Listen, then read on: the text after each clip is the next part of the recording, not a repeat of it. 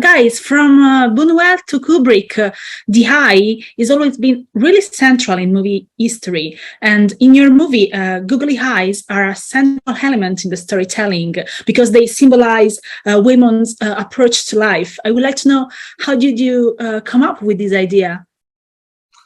It started out as like a small thing that we put in the script.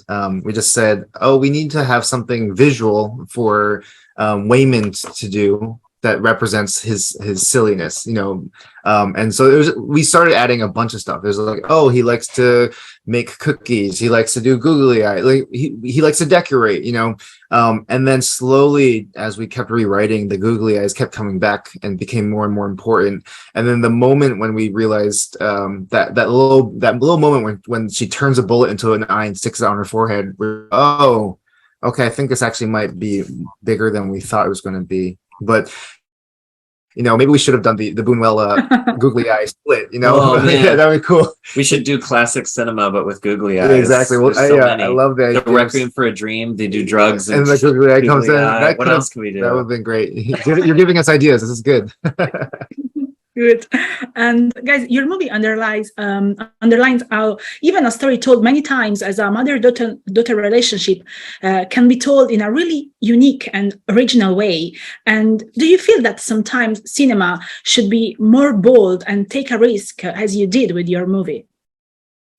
I mean, I think, yeah, we love bold risk-taking, but also, like you said, certain stories bear repeating, and it's good to retell certain stories for new generations, because sometimes we get a little numb to it, like we watch a little too much media, and we have to kind of be shaken out of our kind of comfort zone in order to really feel things again, and that's why our movies are strange, is because we're making a movie that would get past our defenses. Yeah. I think everyone watches so many movies and there's become a whole industry around movie watching that intellectualizes the experience. Like, if they're all up here, when really so much of filmmaking is like meant to be kind of felt right here. And it's getting harder and harder to get there now because we have created all these different ways to think about movies. So yeah, we want to shake it up for ourselves, and hopefully it works for other people too.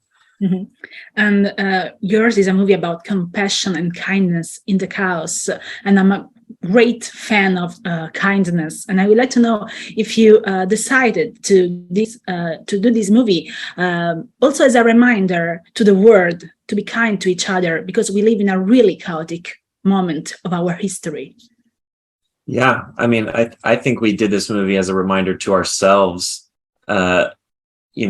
We started writing in 2016, right when Donald Trump got elected. And have you heard of him? I was really angry and scared, and it definitely brought out mean parts of me. And so I think there was a part of the movie was working through that, and like, we're not perfect. We're not Waymond.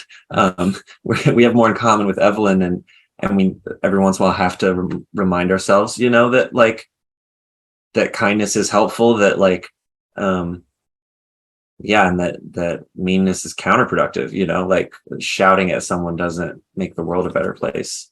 And underneath that was this movie's a love letter to like action movies that we love, but also I don't like violence as an answer. And so we always had this question of how do we make an action movie that but also doesn't like glorify violence as the answer. And so that was another part of the puzzle, was just, can we make an action movie where being nice is just as exciting as punching people?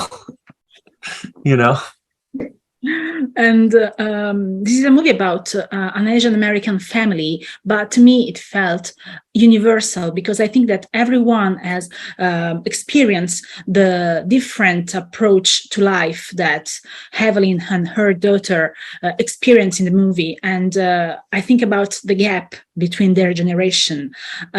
today I had a chance to talk with Kwan, and he told me that he felt this story so close to him because of his past. And I would like to know if this is something that is familiar for you too. Yeah, I mean, I think we think a lot about the effects of the internet on our generation. Like, I feel like, you know, the millennials, we were the first generation to have internet in our houses, right? And of course, that's going to change us in ways that like our parents will never understand. And so that gap is a very, you know, every generation has a gap, but this generation feels very unique because the internet was such a massive exponential shift. And so there was that aspect of it that really drew us to this story. But then also, like, in the middle of writing and shooting this movie, I had a baby, and so then I became a parent, and so it just became that much sharper of an element in the story. And I think a lot of people, like you said, I'm really glad it's become universal, because I do, or feels universal, because I do think a lot of people are feeling this tension that is getting worse. Honestly, it feels like things are getting harder and harder for people to connect, especially over that generation gap. So I'm hoping it starts conversations with people. We'll see what happens, but we were excited to explore it. It means a lot to us that that Asian American communities have responded to it, but also that so many other communities see themselves in this family, you know, if whether you're just an immigrant community or just like you just feel disconnected from your parents or from your kids, you know, that's a common challenge. Thank you so much. Thank you. Nice to meet you.